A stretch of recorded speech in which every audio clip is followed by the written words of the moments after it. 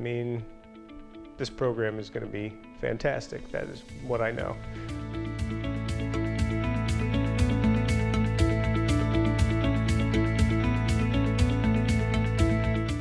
This is something that's, it's on my heart. It's one of those things where I spent 28 years in addiction and alcoholism and all kinds of terrible problems. I've got almost 8 years sober and clean, and I know it can happen. I've been where they've been. I have been in the hospital multiple occasions, and I didn't know that this kind of stuff, recovery stuff, was available at that time. It took that many years to figure out, oh my gosh, I can get help. I think that getting to them at that point, if I remember correctly, which I do because I was there, if somebody had come to me like that, not in an arrest you or stigma way, but we can help you, I would have made a bigger difference, and I probably would have gotten better faster. The purpose of the grant money was to form a team of police officers, mental health, substance abuse counselors, health department, fire department, of those things of those nature, in order to have a response to the overdose that happens in your community. So the program has 3 goals. One is to reduce the number of overdose deaths in the community, which have been increasing every year and have really ballooned this year because of the fentanyl and carfentanil that we've had coming into the community. So to reduce the overdose deaths is the primary goal. The secondary goal, reduce the number of repeat offenders. So we want to keep people from making that same mistake twice or a third time. And then the last goal is to connect them and their families to treatment more quickly. It's another way for agencies or law enforcement agencies to work with other community organizations and the community itself to form partnerships to address the overdose epidemic. I've always believed in law enforcement should be involved in working with the community as well as other community agencies, and I think it'll help bring different community agencies like Century Health, the health department, all the different agencies that are working together. I think it'll help bring all them together, and I think that's important whenever you have a widespread problem. Going to be partnering with police officers to go out and respond to overdoses within 72 hours of being notified of an overdose in the city.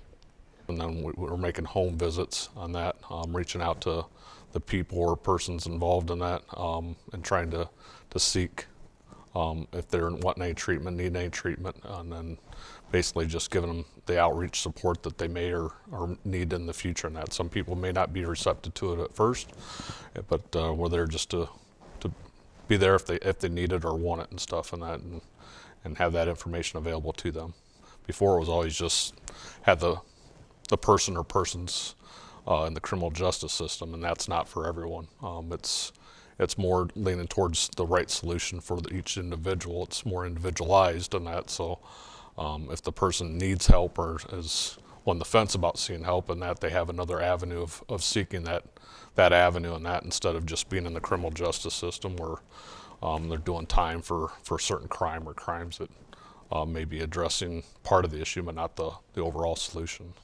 And I will get with the police to coordinate a visit to the individual's house and talk to them or family and friends who might be there.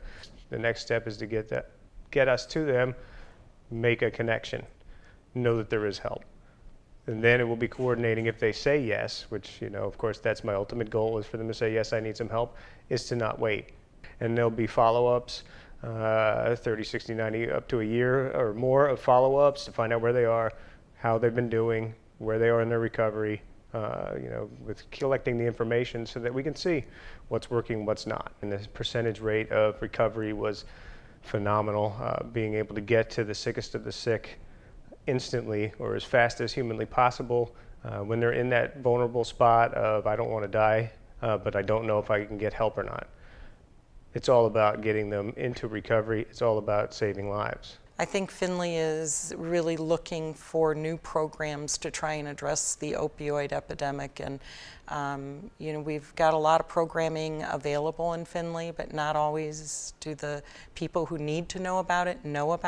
But this is a unique program for Findlay, and I think just to have another option available for programming to affect the crisis that we're in is going to be very helpful.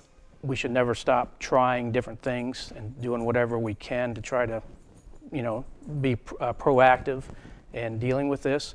And this is another way, another tool in the toolbox, as the saying goes, to help law enforcement try another approach to come up with a solution to this problem. It's not just a law enforcement problem.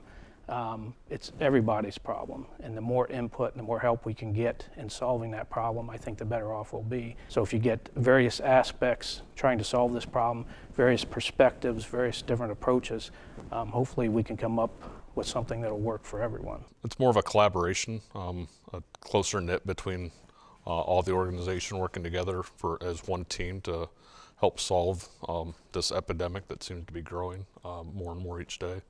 I think it's going to make a huge difference in repeat offenders, repeat overdoses. Hopefully to get the sickest of the sick seem to always have lots of ins with everybody else, just from the nature of who they've met over the time.